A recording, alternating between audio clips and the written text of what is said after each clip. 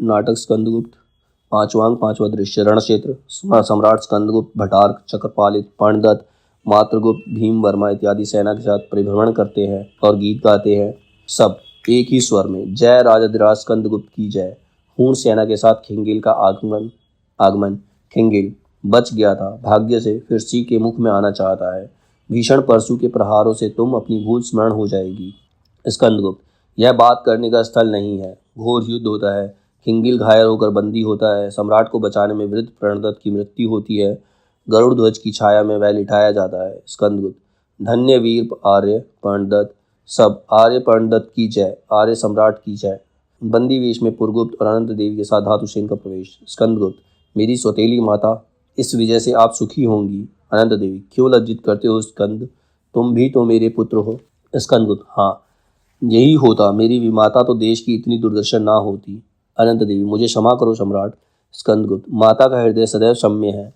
तुम जिस प्रलोभन से इस दुष्कर्म में प्रवृत्त हुई, वही तो केकई ने भी किया था। तुम्हारा इसमें दोष नहीं।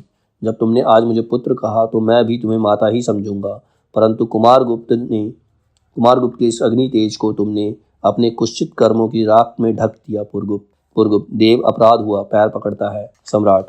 स्कंदगुप्त, भटार्क, मैंने तुम्हारी प्रतिज्ञा पूरी की। लो, आज इस रणभूमि में पुरगुप्त को युवराज बनाता हूँ।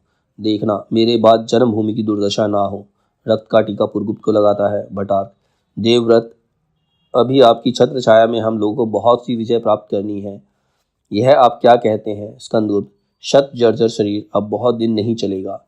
इसी से मैंने भावी साम्राज्य नीति की घोषणा कर दी है।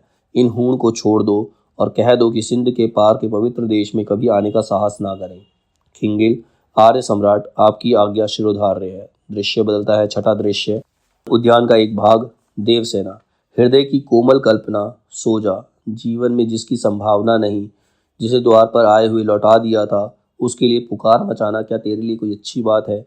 आज जीवन के भावी सुख, आशा और आकांक्षा सबसे विदा लेती हूँ। गीत गाती है। स्कंदगुप्त का प्रवेश होता है। स्कंदगुप्त, देवसेना, जय हो देव, श्री चरणों में मेरी कुछ प्रार्थना है।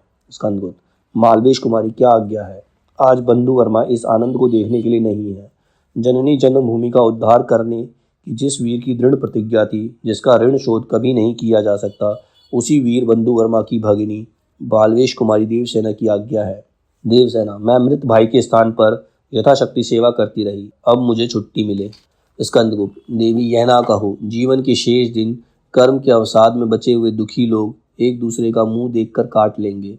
हमने अंतर की प्रेरणा से शस्त्र द्वारा जो निष्ठुरता की थी, वह इस पृथ्वी को स्वर्ग बनाने के लिए, परंतु इस नंदन की वसंत श्री, इस अमरावती की सची, इस स्वर्ग की लक्ष्मी तुम चली जाओ, ऐसा मैं किस मुंह से कहूँ और किस वर्ष कठोर हृदय से तुम्हें रोकूं। देवसेना, तुम जाओ। हतभाग्य स्कंदगुप्त, अकेला स्कंद। ओ देवसेना, कष्ट हृदय की कसौटी है, तपस्या अग्नि है सम्राट। यदि इतना भी ना कर सके तो क्या, सब क्षणिक सुखों का अंत है। जिससे सुखों का अंत ना हो, इसीलिए सुख करना ही ना चाहिए। मेरे जीवन के देवता और उस जीवन के प्राप्य क्षमा। घुटने टेकती है। स्कंद उसके सिर पर हाथ रखता है और पर्दा गिर जाता है।